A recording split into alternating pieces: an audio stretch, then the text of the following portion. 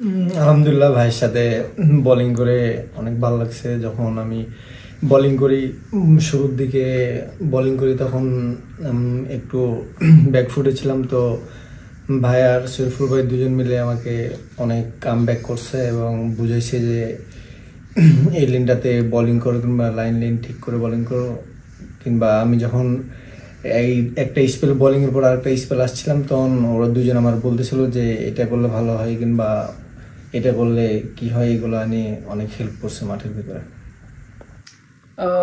আমি মনে করি যে ইন্টারন্যাশনাল ক্রিকেটের প্রেশারটাই ডিফারেন্ট। তো ওই হিসাবে ওকে যখন আমি দেখছিলাম যে ওর বোলিংয়ের এফোর্টটা, তো আমি মনে করি যে ও খুবই তাড়াতাড়ি অ্যাডাপ্ট করে নিচ্ছে ইন্টারন্যাশনাল ক্রিকেটে। তো যত তাড়াতাড়ি ও অ্যাডাপ্ট করতে পারবে ওর জন্য ভালো। আর আমরা চেষ্টা করতেছি ওকে যত গোছানো যায় ম্যাচের মধ্যে ওকে সাহস দেওয়া, এনকারেজ করা, সব কিছু মিলিয়ে ও যাতে ভালো একটা ওভারঅল ভালো বোলিং করতে পারে ম্যাচে। ওইটাই চেষ্টা করি, ওকে ব্যাক আপ করি সবসময়। তো ওর জন্য শুভকামনা। আমার কাছে মনে হয় আমরা যে প্র্যাকটিসগুলো করেছি ম্যাচের আগে, আমরা ফাস্ট বোলার যারা ছিলাম তো সবাই তার বেস্টটাই চেষ্টা করেছে প্র্যাকটিসে। ওরা সবাই অনেক মানে বোলিং করেছে, ব্যাটসম্যানদেরকে ভালো জায়গায় বল করার চেষ্টা করেছে। সো ওইটার ইম্প্যাক্টটাই অ্যাকচুয়ালি ম্যাচে পড়েছে। দেখা গেছে যে আমরা দুই পাশ থেকে আমি শরীফুল বোলিং করতেছি, এরপরে রানা আসলো। তো আমাদের একটা জুটি বোলিং ছিল দুজনেরই। তো ওর একটা বিষয় ছিল যে ও ব্যাটসম্যানকে অনেক টাফ টাইম দিয়েছে। সো এইটা একটা ইম্পর্টেন্ট ওর জন্য যে ও আমাদেরকেও হেল্প করছে, অ্যাজ ওয়েল যে টিমের জন্য ওর অনেক ইয়ে ছিল, অবদান ছিল। আসলে আমি বোলিং আসার আগে শরীফুল ভাই এবং হাসান ভাই দুজন মিলে ভালো পার্টনারশিপ বোলিং করে গেছে। তো তারপর আমার এই ক্যাপ্টেন প্ল্যান দিচ্ছে যে তুমি সামনে সামনে বাউন্সার। তো আমি আগে থেকে পেসারে ছিল, ভালো দুজন বোলিং করে গেছে, তো আমি ওটা ট্রাই করছি বাউন্সার সামনে। তো ব্যাকফুটে থাকতে থাকতে সামনের বলে ড্রাইভ খেলছে, ওই বলে আউট হয়েছে। আমরা ফাস্ট বোলারে যখন দিনের শুরুতে উইকেট বের করে দিই, এরপরে তারপরে স্পিনাররা যখন অ্যাটাক করে সাকিব ভাই, মিরাজ ভাই, তখন আমরা সবাই ওনাদের উপরে ট্রাস্ট করতেছিলাম, যে বিশ্বাস ছিল আমাদের যে ওনারা উইকেট বের আমাদের বিশ্বাস ছিল যে যেহেতু পঞ্চম দিন উইকেটও টার্ন ছিল, তো সাকিব ভাই আর মিরাজ ভাই খুবই গুরুত্বপূর্ণ স্পেল করেছে তখন। সবাই বিশ্বাস ছিল যে আমরা স্পিনে ওদেরকে আটকাতে পারবো। তো ওই হিসাবে ওনারা উইকেটগুলো নিয়েছেন এবং আমরা ওদেরকে অল আউট করতে পারছিলাম সেকেন্ড সেশনে। তো খুবই ভালো একটা মুহূর্ত কাটিয়েছি আমরা মাঠে ওই দিন সবাই। আসলে উইকেটটা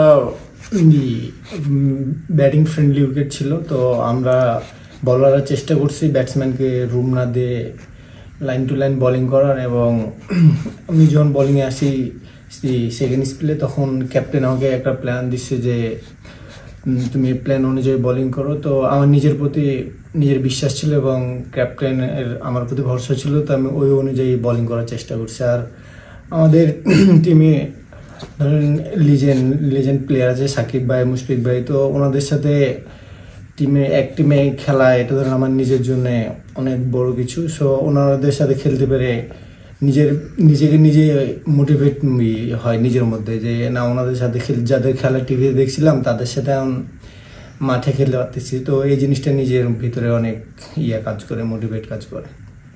আসলে এই ম্যাচে উইনের টিমের সাথে আমি থাকতে আমার ধরেন নিজের ভিতরে অনেক ইমোশনালি কাজ করতেছে। যেহেতু আমি ধরেন কোনো ভাবি নাই, কিংবা ছোটতে যখন ক্রিকেট খেলা টিভিতে দেখতাম তখন এমনি এলাকাতেই খেলতাম, কিন্তু কখনো ভাবি না যে ন্যাশনাল টিমে আসবো। তারপর ধরেন ন্যাশনাল টিমে পাকিস্তানের ট্যুরে এসে ধরেন ন্যাশনাল টিমে বাংলাদেশের ঐতিহাসিক একটা জয়ের টিমে সাক্ষী হতে পারবো।